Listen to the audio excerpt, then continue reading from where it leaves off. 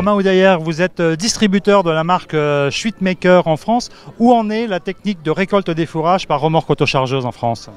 Je dirais que c'est un marché qui est en plein essor. Aujourd'hui, on voit bien que la culture de l'herbe, l'exploitation de l'herbe est en train de pas mal évoluer. Ça se situe, c'est un mode de récolte qui est un peu complémentaire avec ce qui existe aujourd'hui en rubanage, en silage. Ça va se situer entre les deux.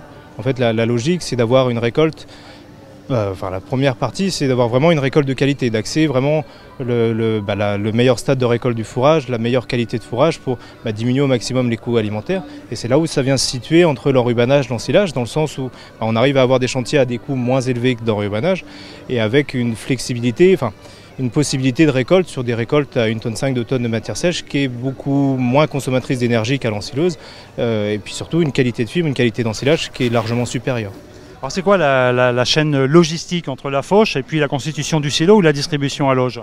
L'idéal c'est de laisser soit une fauche à plat, laisser le fourrage se ressuyer pour optimiser au maximum le stade de matière sèche. Donc c'est de faucher, laisser une journée à plat ou endainer le lendemain et de récolter le surlendemain. Alors est-ce que c'est adapté à la récolte de tous les fourrages graminées, légumineuses? Oui, tout à fait, ouais. Même tout ce qui est graminées, légumineuses et au-delà de ça, tout ce qui est foin, paille. La spécificité de nos remorques autochargeuses, c'est vraiment d'avoir une puissance de coupe, une qualité de coupe pour aussi récolter du foin, de la paille et puis tout ce qui est sous-produit, des couverts végétaux, même des cannes de maïs, etc. pour de la méthanisation. Les applications sont vraiment très larges. Ouais. Alors vous avez commencé à en parler, quelles sont justement ces spécificités de la marque Schwittmaker? Les spécificités de nos autochargeuses, en fait, tout se situe, quasiment tout se situe ici. En fait, le principe de base, c'est qu'on travaille avec un pick-up qui est en position traînée, qui est en position inverse par rapport à n'importe quelle autre machine qui peut exister. Le premier avantage, c'est en termes de suivi du terrain. On a vraiment un pick-up qui est capable de suivre le terrain, qui est complètement libre sur l'arrière, donc il est vraiment capable d'épouser.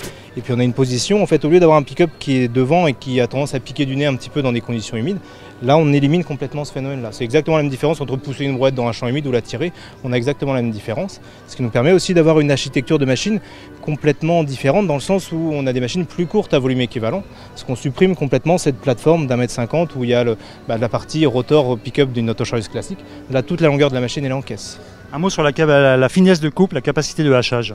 Alors, ce qu'on va surtout axer, le point important, c'est pas tellement la finesse. On coupe pas plus fin que d'autres machines. Par contre, c'est la régularité. Le problème de beaucoup de machines jusqu'à présent, c'est que y a beaucoup de brins. Il y a des couteaux, mais il y a beaucoup de brins qui arrivent à passer entiers, des paquets qui sont pas coupés, etc. Notamment quand on va aller chercher des fourrages un peu plus durs à couper, des volumes plus importants ou des stades de matière sèche un peu plus avancés.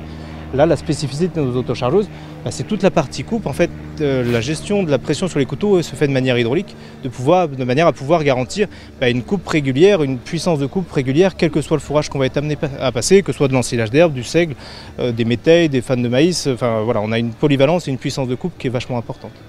Et dernier point, donc quelles sont l'étendue de la gamme? C'est quelle capacité en capacité de caisse? On commence là sur ce genre de machine qui faut être 30 m3 de capacité réelle, de volume DIN.